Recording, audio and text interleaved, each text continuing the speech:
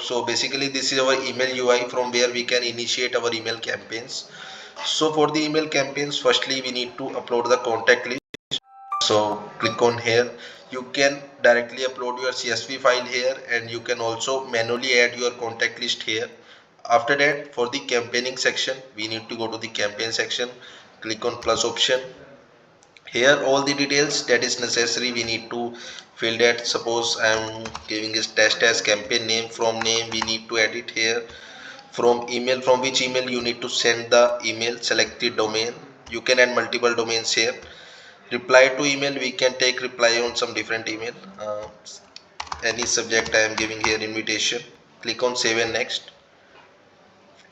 After that, for the campaign designing part, we have two options, HTML and drag and drop. If you have any HTML code, so you can directly paste your HTML code in HTML1, and if you want to create your own template, so we have an option named as drag and drop. Click on that.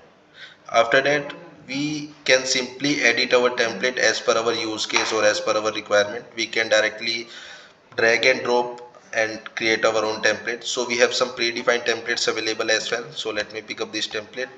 We have buttons available as well. If you want to add any buttons in your template, you can directly add the button as well. Okay, after that, click on save and next. The details will be saved. After that, you need to select the contact list to which you want to send this email. So suppose I am selecting this one. It has 2 subscribers, so it means that 2 of them will receive the email. Then click on save and next.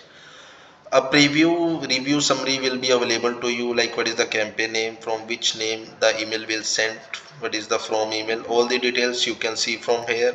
You can also test your campaign before going live with the live preview option. And for the sending purpose, we have two options, schedule later or schedule now.